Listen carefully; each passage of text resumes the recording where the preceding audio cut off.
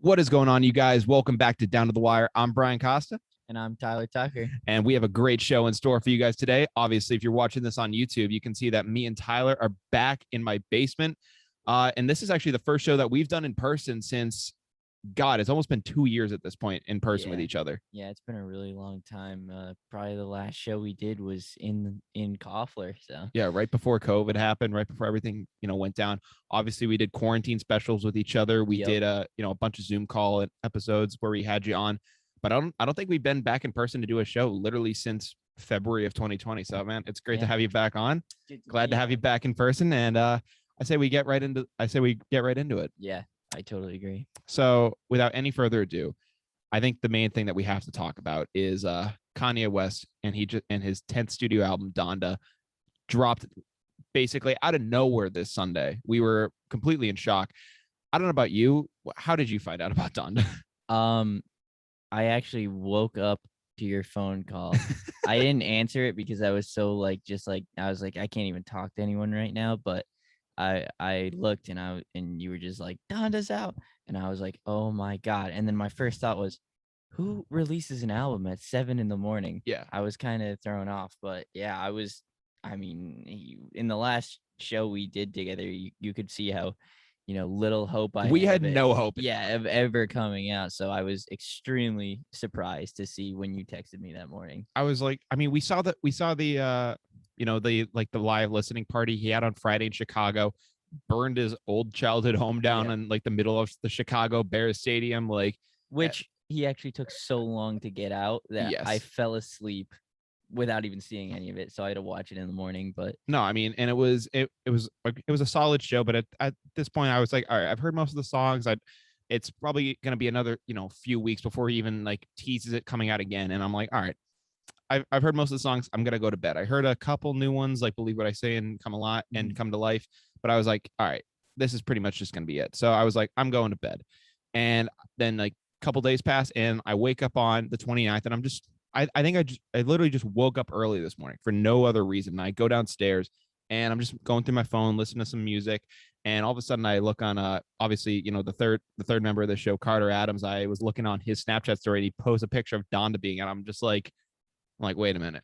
And nothing on Carter, but it 100% wouldn't have passed my mind for Carter to take some fake screenshot and put it up. And I would have been like, oh my God, Kanye dropped Donda. But immediately I race over to Spotify. I'm like, there's no way this is real. Cause I'm just seeing Donda chant. I'm seeing Jail, the actual names of the leaked songs. I'm like, there's no way this is the actual album.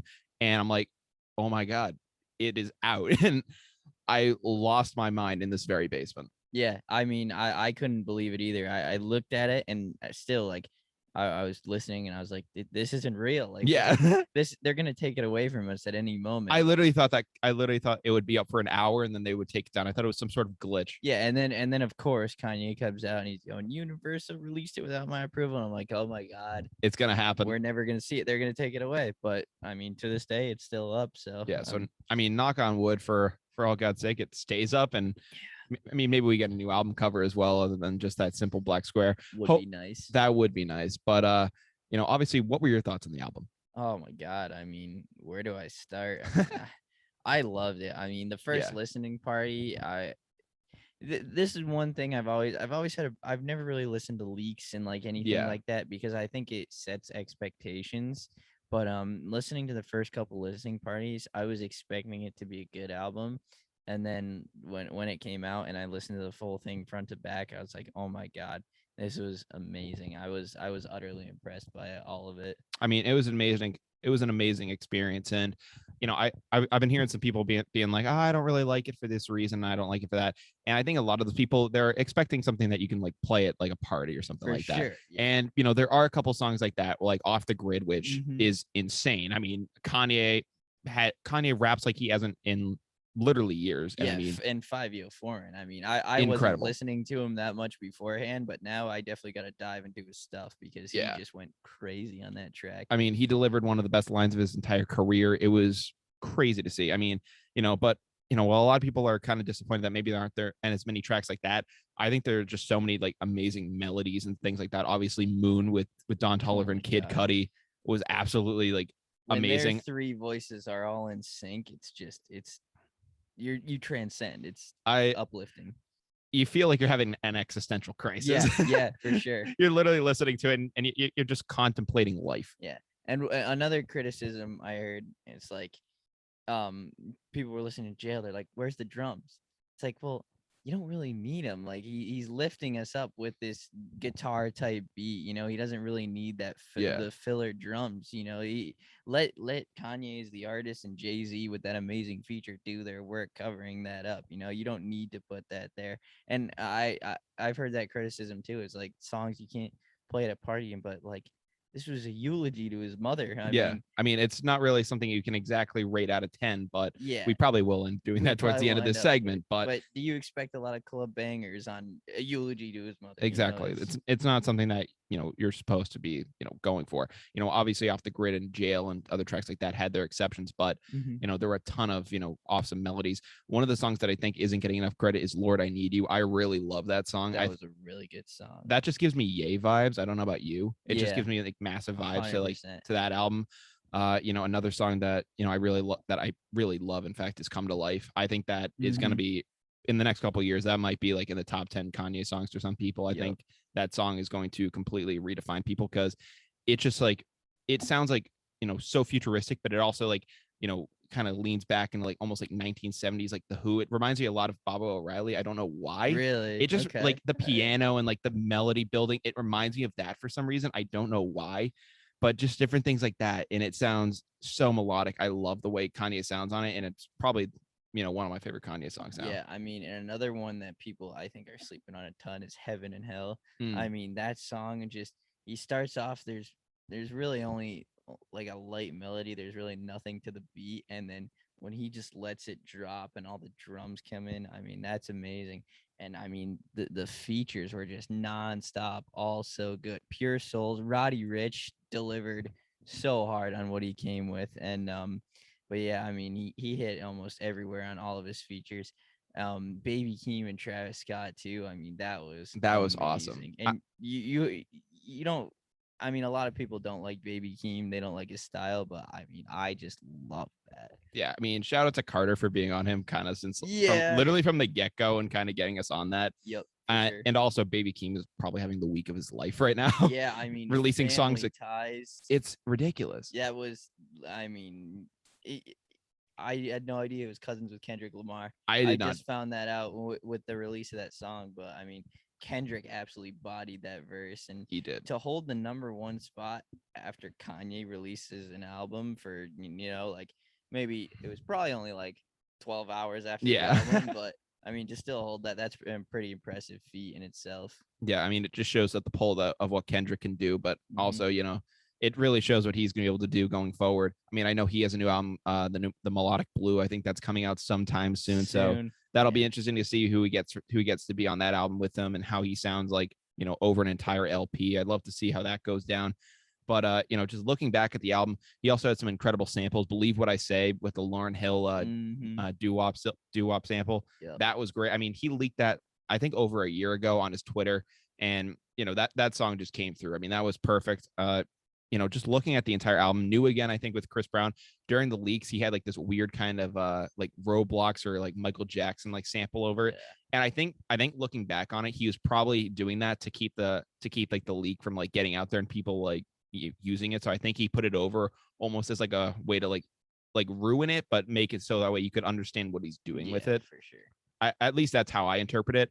And, I think a lot of people were nervous after the third listening party because, you spoke on Jay-Z being on the song Jail, and going into that third listening party, it appeared that Kanye had taken him off the song, and it was like, oh my God, he took him off the song. What is happening? It also looked like he took Kid Cudi off of Moon, and it was like, is Kanye just scrapping the entire project right now? What is happening? Both of those developments were very frightening to me. I mean, say what you want about either version of Jail, but I mean, Jay-Z's verse, he just absolutely delivered in that. Yeah, I loved listening to that. He was awesome on that track. I mean, looking back on it too, what I think Kanye was doing is, in like the run up to this album as well, he was also selling like this like sampling device that he was like using to I forget exactly what it's called. It's like the stem thing. Yep. And basically you can take like parts of a song and you can like edit it to like the way you want. And people were kind of joking saying, oh, Kanye fans are like, Kanye is now expecting his fans to finish the album for him. I was like, that's actually kind of funny. But looking back on it, I think what Kanye was more doing during these listening parties is, well, sometimes he was, showing the actual songs. Other times he was kind of just messing around with the beats, DJing and freestyling his own thing, which he's done during live shows after he's released projects. Yeah. I think he was honestly just experimenting, see what really worked and what didn't. And I mean, I'll tell you what, in that first listening party, when I heard him come out with Jail and then Jay-Z coming out of nowhere, like he had to tell that work instantly. Because I know I wasn't there in the crowd, but I think we all felt that we were just like, oh, it's back. Yeah.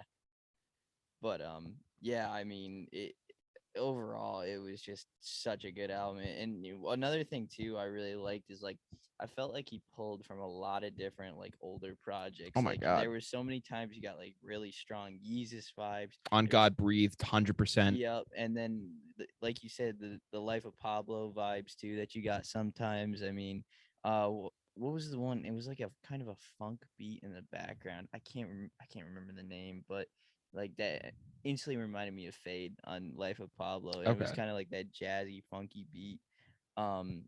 Same with My Beautiful Dark Twisted Fantasy, just like the melodic, like I could even attribute Moon to that, and Kids See Ghosts too. I mean, every project you just got like bits and pieces of it, and I really enjoyed listening to that. Yeah, I did too. I think I saw something on Twitter where they ended up saying, these fans were saying it sounds like the combination of the Life of Pablo, where he kind of did the elements of where he drew from a bunch of his previous albums and made his own sound with it. The Life of Pablo also has its very own unique sound, but they ended up saying kind of sounds like if the Life of Pablo met Jesus is King, where obviously Jesus is King, a lot of people will probably say it's Kanye's worst project, and people will kind of relegate it, while even though Follow God I think is a really good track and there are some good bits of it, that they ended up saying what worked on Jesus is King and Life of Pablo, that's essentially what made Donda. And I kind of agree with that, based on all like the God and, the God influence and everything with that. Yeah. And I mean, I think he allowed his faith to be there, but he didn't lean into it as hard as he did on Jesus King. That was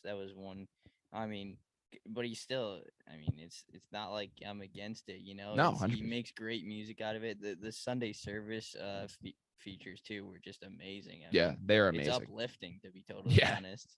But I mean, it's so true. I mean, what worked on both of those albums totally came through on Donda. I mean, it was an amazing project. If you had to, I'll have you do your ranking, and then if you had to think of where this fits in, your top 10 like Kanye solo projects of all time, where would you put it? Man, that's tough. I mean, as far as Kanye projects go, I mean, you obviously have to put My Beautiful Dark Twisted Fantasy number one, like no question. I don't know, man. It's got to be top 4. Really? Yeah, I would probably throw Yeezus and probably Late Registration. Yeah. Late Registration does not get enough love. No, it really doesn't. I think just because it came out after the College Dropout, and it's literally just the middle child of like that original like trio of Kanye albums between like College Dropout and Graduation, it kind of just gets no love. But the songs on that album are incredible. I mean, I don't know why, but I think me and Pat Edwards, like we were when we were going through high school and doing things like that, my friend Pat, we were really into Graduation, and I think just being seniors at the time, it was like a very influential thing. Yeah, for sure. And doing that whole thing, Graduation does hold a special place in my heart, and it's up there.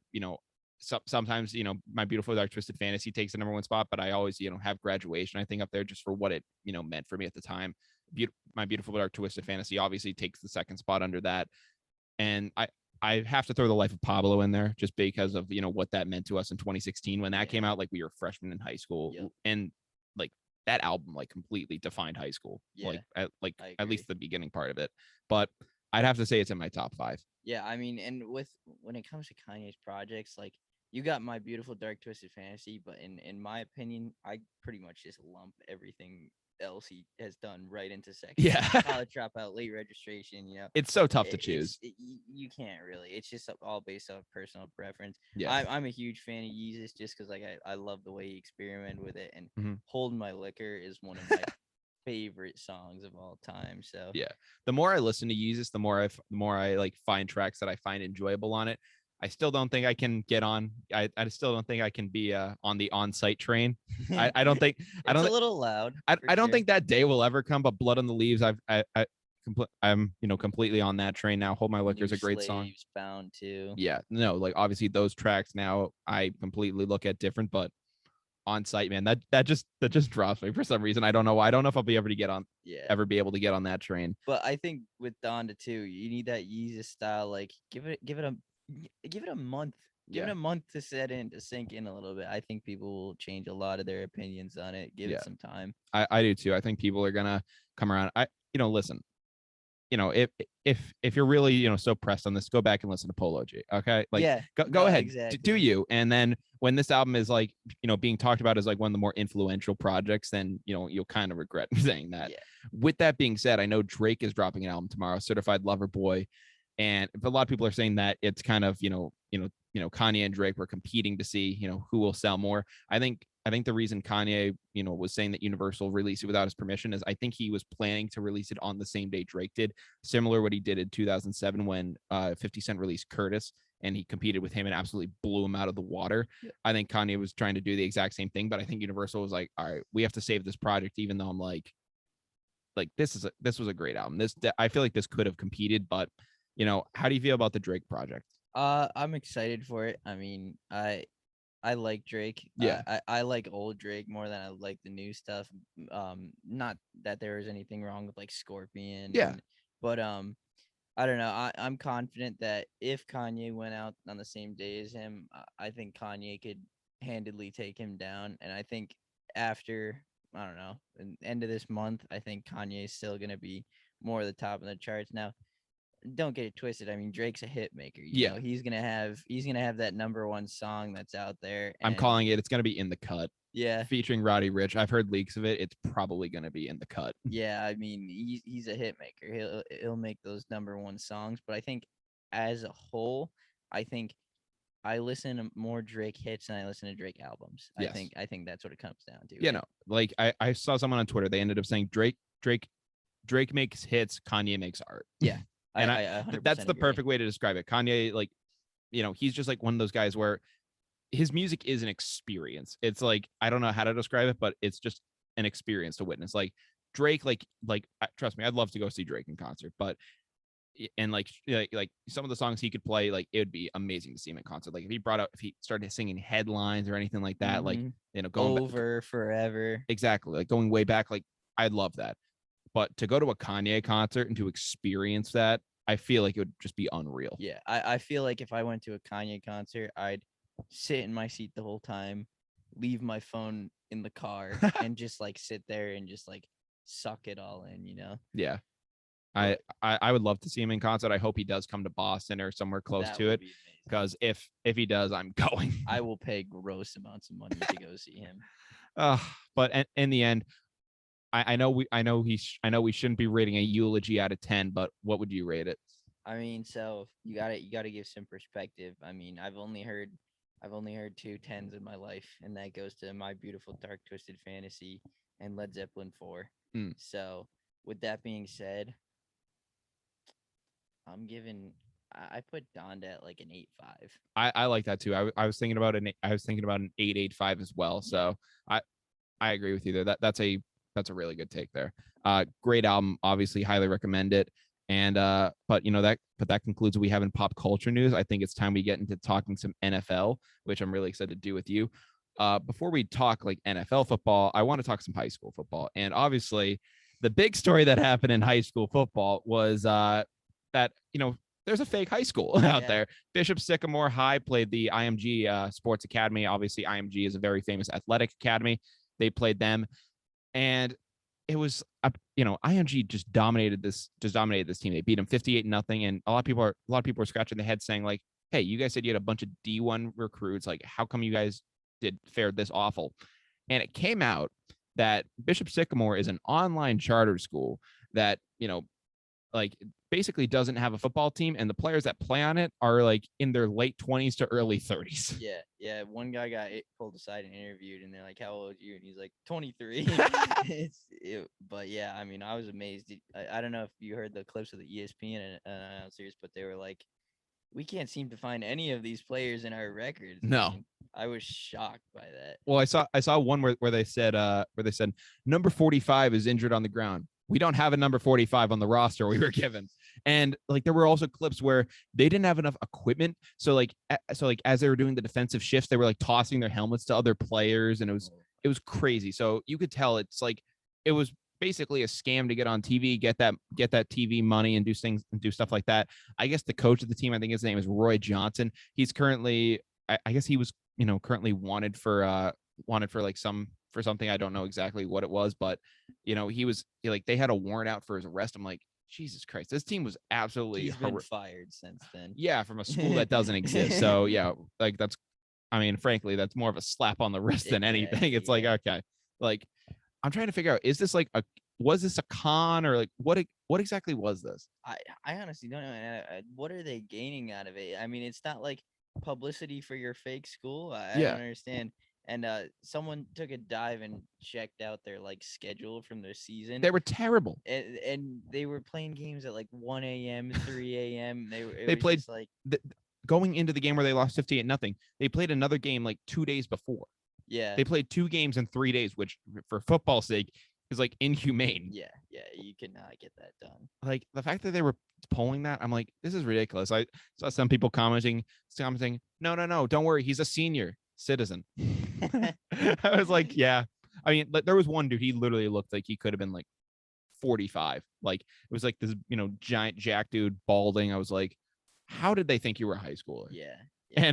But the IMG kids were celebrating because they absolutely whooped these guys, and they posted a TikTok afterwards of them just celebrating. Like, so they were like, hey, we beat a bunch of grown men. Yeah. And that just scares me, the fact that like these IMG kids, I don't know if you've ever like seen them. Like you'll look at these kids and you'll see like highlights, and it'll be like, oh my god, like when's this kid getting drafted, and then it's like, oh no, he's 15. And it's like, what? Yeah, they are units of human beings for sure. Like I don't know where they find these kids, but it's ridiculous. I didn't even know what the hell the IMG Academy was. Not before this story, but like a while back, I had no clue what they were, and I looked into it. I'm like, oh, so they're the Alabama of high schools. Yeah. It's crazy. I mean, to dominate those guys like that, that's actually great. I don't know what's going to happen going forward. I kind of want to get a Bishop Sycamore jersey. That would be a good investment for sure. Definitely would be a great Halloween costume. I might have to invest in one. But going into NFL news, in kind of some bad news, it looks like the Saints may be away from their home field due to the events of Hurricane Ida. Sean Payton came out and said that they might be away for at least the first quarter of the season. As of right now, they might be playing in the Jacksonville Jaguar Stadium, different places like that. For a Saints team that, lost Drew Brees and is now having to deal with Jameis Winston, a quarterback who, I'll give it, has looked really good so far in the preseason. How do you think this affects their year, competing against Tom Brady and the Tampa Bay Buccaneers? I mean, it's going to be tough. I mean, not having any home games for the first quarter of the season. And I mean, I'm sure the NFL isn't going to, give them a couple extra home games. That's not how it's going to work. No. But, it's gonna be tough for the team to really bond and get comfortable because they're always gonna be on the move. So I think what's really gonna happen is Winston's gonna need to step up and really be a leader of the team in like a Drew Brees sense fashion. Yeah. And just be calm and a veteran, and like this might be a minor setback, but we're gonna get through it. So I'm excited to see what they do, and I hope I get to see the Vikings beat them in the playoffs too. Yeah, speaking on your Vikings, I mean, Irv Smith currently out for the year. How are you feeling about your team right now? Not good. I mean, I was excited to really see Irv Smith because, I mean, for people who haven't really watched the Vikings, Irv Smith in that second tight end slot behind Kyle Rudolph, I mean, every time he stepped on the field, he was open or, putting down a great block. So I was really excited to see him.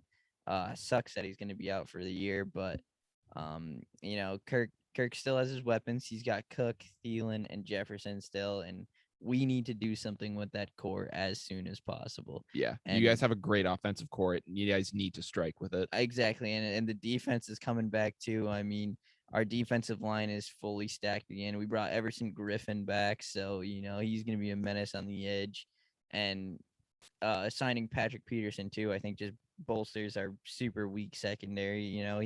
It's also a great voice to have in the locker room. Exactly, and a lot of people are saying, "Oh, he's over the hill, he's past his prime." But I mean, for those young guys that are going to be looking up to him, and be like, "Man, that's Patrick Peterson." Like that, I watched him, So yeah, and also locking down Harrison Smith with that extension. The pieces are there. It's just, can Kirk Cousins get it done? Yeah. So we're gonna have to see. Yeah, the answer of whether he can get it done is going to, definitely be on the table this season. If Kirk can't get it done again, and the Vikings, fall short in the playoffs of, I think your expectations were saying like second round or something like that. I mean, if they don't make the playoffs this year, I mean, we need to end the Kirk Cousins experiment. Yeah. If it does come to ending the Kirk Cousins experience, I've talked about this story obviously many times on this show before, but staying in the NFC North, the Green Bay Packers, it seems that their situation with Aaron Rodgers is it seems that he's currently, he's praised it about this season being his last dance in Green Bay. If you're the Minnesota Vikings, what do you do to make a run at Aaron Rodgers? I mean, offer him all the money we can offer him. If we could get Aaron Rodgers, that we have a Super Bowl team. Yeah. But I mean, that's a tough ask. I mean, you're asking him to go to the crosstown rivals, after spending his whole career in Green Bay, and we all know he wants to go back to San Francisco too. I mean, you're talking about you're listen. I could understand this mentality from you if Brett Favre didn't exist. Yeah. So like, listen, history is known to repeat itself. Yeah, I mean, if he pulls Brett Favre, I will be a very happy man. But how quickly are you buying a jersey? Oh, instantly. Yeah. I mean, instantly. Yeah. But yeah, I mean, if we could get Aaron Rodgers, I mean, we're the team to beat in the NFC North, and I think we're the team to beat in the NFC because I think we have a better all-around roster, at least on the offensive side, than Green Bay. We don't have a Preston Smith, but we're still a force. So 100%. Yeah. No, you guys are still great. If you guys got Aaron Rodgers, that'd be unreal. Yeah. But going off, obviously, when we've had you on the show, we've talked about the Vikings, and we'll go over to the Patriots. Going over to the Patriots, I talked on my last episode about Mac Jones being named the starter and Cam Newton being released. One of the things I really didn't get a chance to talk about though was, it was more reaction to Cam Newton than acknowledging Mac Jones. And frankly, I think it was, valid to do so because it was just so out of the blue, the fact that Cam Newton got released. What I want to talk about though is how do you think Mac Jones is going to do? Rookie quarterback, Alabama product, but being shifted into this role, like he's not replacing Cam Newton. He is Tom Brady's heir apparent. Like this is the guy Bill got to replace Brady and be the next guy. How do you feel about him taking over this Patriots team? I mean, if Belichick believes in him that much that he's willing to cut Cam and name him the week 1 starter, I mean, you got to have some faith in him. You know, he's looked good. He's looked like the best draft pick in the preseason so far. We haven't seen a full health Trevor Lawrence with a full roster or anything, but I mean, he's looking really good so far. I'm excited. Huge shoes to fill, like I said, but I'm excited to see what he does. And I mean, if he can just step in the, and then he's not gonna, I don't think first year off the bat he's gonna be beating the Bills. I think that the Bills are the team to beat. I agree, but you know what, I think he could split the series with Tua. I think he can take down the Dolphins at least once. I think he'll put up some pretty good games, and you might not get the playoff bound first season, as him in, but I think you'll still get a good season out of him and something to build on going forward. Yeah, what I want out of Mac Jones right now is someone who can, someone who can, go up to Josh Allen and be a legitimate competitor to him. And, whether it's, like I think Josh Allen is going to be able to, dominate in the division, but whether it's a matter of him saying, oh, I can, compete with you, and maybe like every other year, like we'll be kind of alternating or, something like that. I'll take that because I think that's what Mac Jones could bring to the table. Now, going forward, I have to say I'm a little nervous about the situation, but I am, cautiously optimistic. I really, I don't know. It's just it's been so crazy for me. I don't know. Yeah, I mean, but you know what? I think he is a better long-term future option than Cam Newton. 100% agree. I think that, I gave Cam a lot of, I was giving him a lot of leeway, especially going into the season. I was like, oh, he dealt with COVID. He was coming off a shoulder injury. And while he did look solid enough in the preseason, I Mac Jones just came out there and looked amazing. For sure. So, I mean, I'm hopeful of what Mac Jones can do this year. I'm not saying like, I'm not the type of guy that's like Mac to the Super Bowl first year. Like, listen, he is a rookie. There are going to be some struggles, like any rookie has. But the one thing that I was hearing on ESPN, which I think Bart Scott was saying it. I'm not really the biggest Bart Scott guy, but he was saying, oh, because he's an Alabama product, it's he's more close to the polished product. He's more close to like the finished product than a lot of other guys would be. And I don't necessarily think that's the case, but I will be excited to see him when he suits up against Miami week 1. Hopefully he can be at least the best Alabama quarterback in the division. Yeah, for sure. And I agree with that point. I don't think Alabama really has much to do with it, but you know what? Him as an individual, and then going from Saban in Alabama to Belichick and the Patriots. It's the perfect track. I mean, you can't ask for a better path to greatness than that. Yeah. So we'll just have to wait and see. Yeah. And finally, in NFL news, what I wanted to bring up to you is, it's been a huge rollout so far. I've been seeing a lot of like influencers talking about it and different people like that. Madden 22, I believe, is officially now out to buy. It's Pat Mahomes, Tom Brady on the cover, which kind of is annoying based on the fact that they had the cover, the previous 2 years. They could have given it to a guy like Josh Allen, which I actually would have really respected. They could have given it to, so many other guys that, Aaron Rodgers. Exactly. Aaron Rodgers has never had a cover, but you're giving it to these guys twice. So there were a lot of, issues that I kind of had going into Madden 22 anyways, but looking at it, I don't know.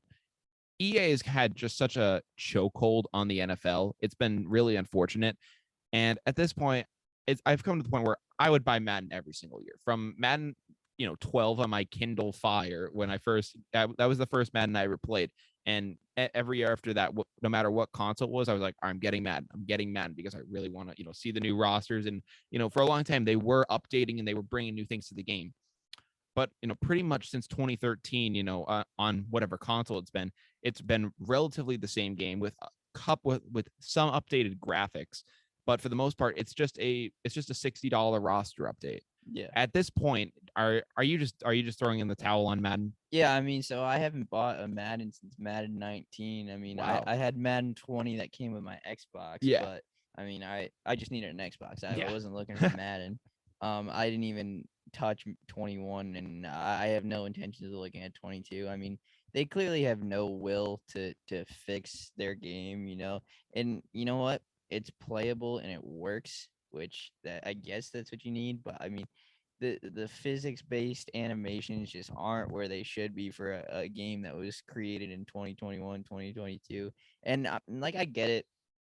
They have restrictions because, I mean, these games got to get put out every year. You don't have a ton of time to work on it, but you have enough of a base and enough time to actually fix like what people are complaining about. And they just clearly do not care about what their fans are saying at all. And I just don't respect that. And I refuse to pay in. And honestly, I wouldn't even have to pay for it. They come free with Game Pass. I'm not even downloading them. Really? Yeah, that's how done I am with EA and Madden. Yeah, I mean, I thought I was gonna swear off it at Madden 21, and then I found out similar to a Game Pass situation, I was able to get like some code, and I was able to get it for free, or at least at a reduced price. And I got it for like $20. So I was like, all right, like this is fine. And I load up the game and I'm like, and I'm starting to play it. And I actually started to play, it was this mode called the Yard. I don't know if you'd heard about it, but it was actually like this really interesting mode. And I'm doing the creative player and I type in my last name, Kostiw, and I hit enter. And for some reason it says, we cannot accept your name. Your name is like an invalid slur or something. I'm like, what? In what language is my name a slur? I was like, how? And like I literally wanted to call Madden. I wanted to be like, I I want my freaking money back. Sorry, I almost slipped there, but I was like, I was like, I want my goddamn money back, Madden. Like, I was like, I don't think my name is a slur. Like, listen, I get it. Like, you don't want people like, running around with like random things on the back that like are awful. But at the same time, like I've seen totally worse names in Madden, like sure, that have gotten no flack, and I'm just like, I wish I could have gotten that explained, because like I know in some games they'll do it because they want to be able to pronounce the name, and it like if it's just like it's like, oh, Gary Johnson or or like Larry Larry Smith or something like that. They want to be able to pronounce the name. They want the announcers to be able to do it with the computer code. It wasn't even that.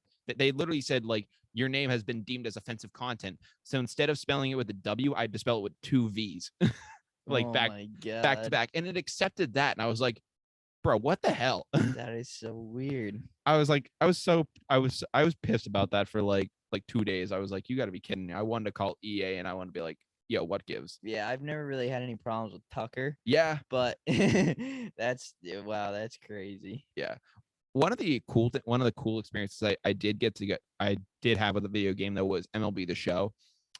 Finally came to Xbox. I had a ton of fun with that. Yes, I've loved that as well. It's been great. I really did miss out from being a non-PlayStation player, but it's finally worth it. It's here now.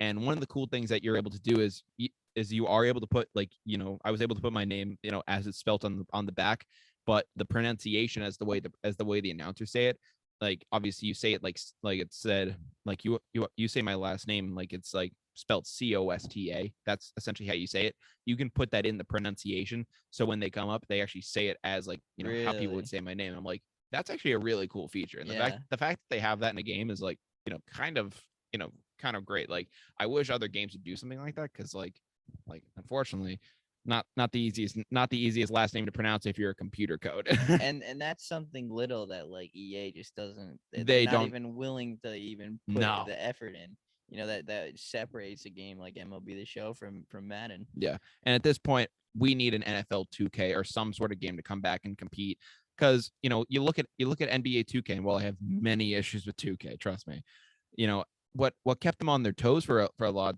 of time was the fact that NBA Live existed, and while it was never really close to 2K, they were always trying to innovate and do their own little thing, and it made people say, oh, maybe I'll get NBA Live instead. And the fact that there was always kind of on 2K's like shoulders, it kind of kept them on edge. And I feel like Madden really needs something like that at this point. They need a direct competitor. Yeah, they both need healthy competition, because at the end of the day, it just boosts both of your franchises. So you can't have those monopolies on the games, because it ends up exactly what's happened with 2K. I haven't bought a 2K since 2K19 either. Yeah. With Madden, it just ends up, pay to win and just the same game every single MUT year. is literally the worst thing that has happened to Madden. I hate that mode. Like, I'm a franchise guy. They haven't done they've done nothing to franchise. It's been the same since for like the past 5 years, which sucks. Yeah, it pisses me off. But that concludes. We have an NFL news and NBA news. Coming from our rival city of Philadelphia, it's being reported that Ben Simmons apparently wants a trade, does not want to report to camp, and apparently is just done with the 76ers organization. How do you feel about this? I mean, I'm just confused. Like, I don't think Ben Simmons has earned the right to be like, oh, I'm done with this team. Like, what have you done, Ben Simmons? The man hasn't even learned how to shoot a jump shot. Yeah. So maybe when you learn to do that, Ben, maybe you can, decide where you want to play basketball. I mean, I'll say this about Ben Simmons. Like, Ben Simmons is an athletic freak. Like, what he's able to do down low is incredible. I mean, but I remember hearing this one story about Ben Simmons when he was at LSU. He did the absolute minimum in school. I think the minimum GPA you need to keep to be on athletic scholarship and be allowed to play is a 1.9 GPA. He did exactly that to stay on the GPA. And once the LSU basketball season concluded, he literally did not go to a single college class again and went to the gym. And I was like, okay, this guy's in the gym. He's really grinding. He wants to, make his impact on the NBA. And part of me was like, okay, I get that. Like, you're going to be an NBA guy. You're not going to class. I get it. If you want to go to the gym and grind, go for it. The thing that I don't get, though, is if you're spending all those hours in the gym, how the hell are you still not learning to shoot a jump shot? And it's not like it's Andre Drummond where, he had to kind of learn it for a little bit. And, there were some bumps in the road and, he was just bad at shooting a jump shot. Ben Simmons is legitimately scared at shooting a jump shot. Yeah. It has to be something mental because I mean he's so one dimensional. He can't even space the floor. Even still, teams can give him all that room and just stop him for driving in. And that's why I don't think he's really that extremely valuable of an asset. I think he pretends like he thinks he can play point guard, which he can't. No. He's a small forward. On a good day, a power forward was really where he should be. But I mean, the fact that he can't shoot just makes it so much worse. Exactly. And what team does wants a just a true power forward, a non-stretch four? I mean, I couldn't name many. I mean, you hate to say it, but in this day, like every single player needs to be able to have a jump shot. Like this isn't the 1950s anymore. Where listen, you drop Ben Simmons in like the 1950s, 60s, probably even 70s, and couple maybe the 80s. Like I'm stretching here, but you stretch him in there, maybe he'd probably be like one of the top guys. But nowadays, Ben, like you need to at least like have a competent jump shot. Like the fact that he isn't even, I don't even think he's willing to do it. Like I remember seeing Andre Drummond, like he was in the gym like taking 3-pointers, and I was like, you know what? Credit to him. Like he's actually trying to adapt to the league, and he understands that he's going to have to do this to basically be relevant still. Another guy who I think of too is Brook Lopez.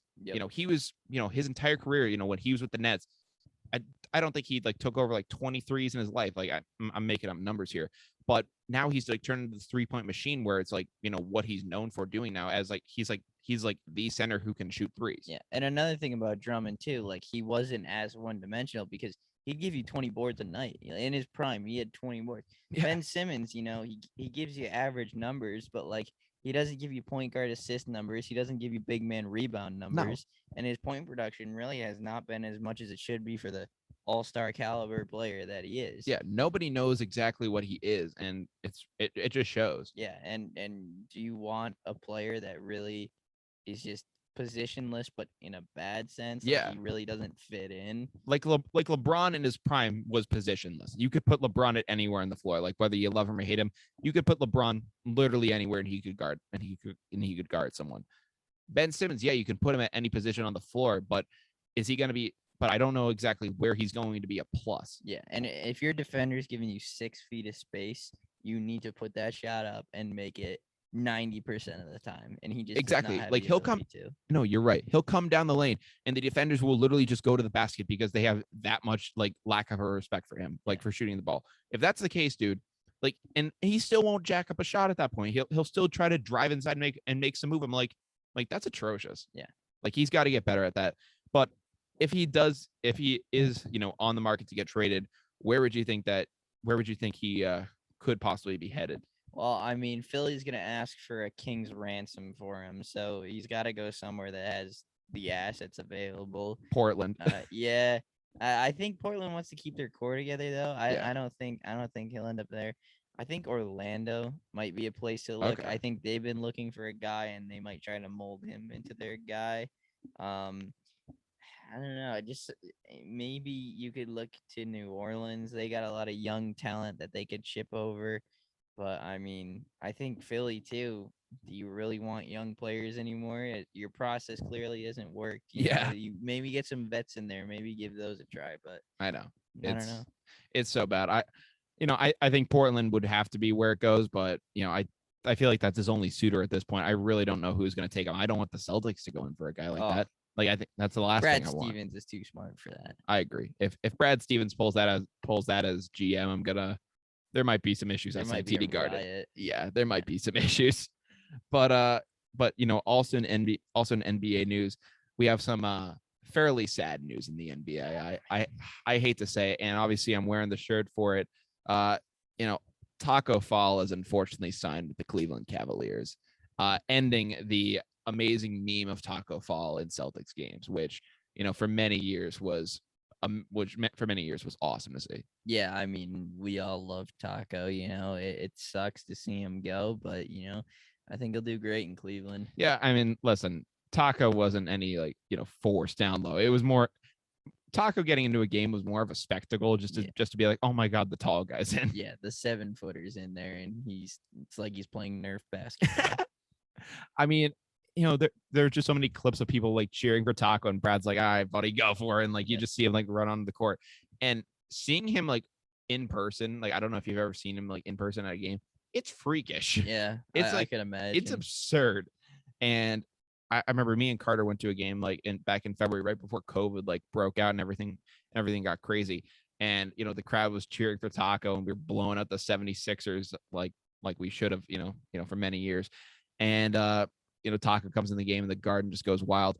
I will miss that. Obviously I got the Taco fall shirt in the Taco Bell theme, but RIP to Taco as a Celtic, and best of luck to you in Cleveland. Hopefully they treat you well up there. Yeah, for sure. I hope he gets the same fan service that he did in Boston, and they really cheer him on and develop him as a player. I'm a little doubtful because it's Cleveland, and yeah, they're not the best at that. Yeah, I was talking with Trevor Saunders and some other guys about, they were talking about Cleveland being a very good city, and while they do have the in-person, take of it, and they were able to witness it live, I still can't see Cleveland as anything other than just a hellhole. No, yeah, it seems like it's where prospects come to die. Yeah, besides LeBron. Yeah.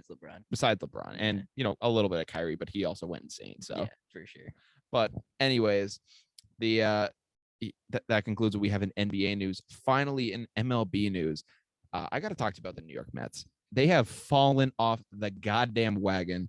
It has been atrocious to see what they've done. They had, the lead in their division. They had Jacob deGrom looking like he was going to be the MVP of the league, both on offense and as a pitcher. They thought, he was going to break Bob Gibson's ERA record and was going to be like under 1.12 for an ERA, which, as an MLB pitcher literally would have been historic because it would have broken the record. And, I went to go see deGrom pitch. He was absurd this year. And unfortunately, he went down with injury. And, right after that, the Mets just fell off. They had the division lead, lost it. They're now in third place. They may even be out of the playoffs at this point, but things have not looked good. Their active GM, Zach Scott, I believe is his name. I'd have to look it up, but his name is, his name. Oh shoot. Yeah. I don't believe I have the actual name, but he was the acting GM. He was suspended due to a DWI. But the main story and the controversy surrounding the New York Mets is the thumbs down scandal. I don't know if you've seen this, but basically Javier Baez and Francisco Lindor were having some struggles in New York. Francisco Lindor signed like a 10-year deal with the Mets and really hasn't had the greatest season. A lot of Mets fans are pissed about that. I could tell when I went to the Mets game and they were booing him as soon as he stepped up to the plate. I was like, he was also making some errors, and they were like, we're paying you like $100-something million to make plays like that. You got to be kidding me. Yeah. And they were just going all in on him.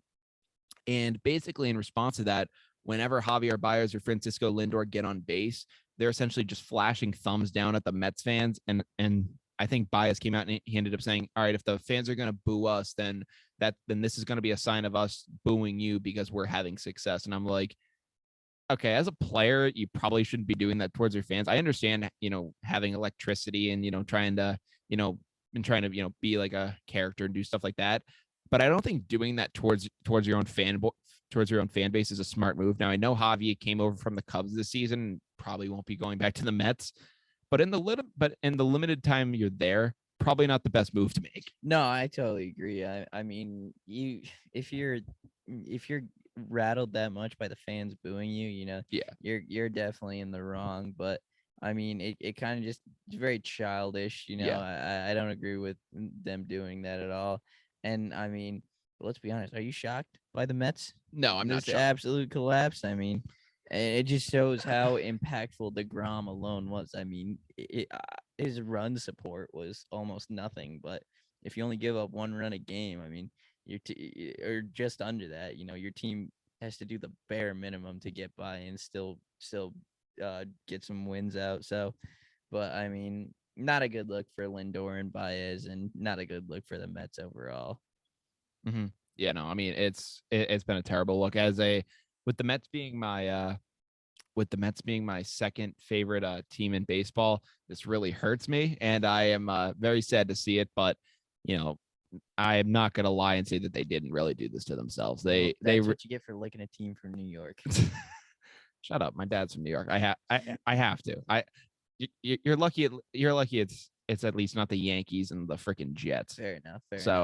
At least take solace in that.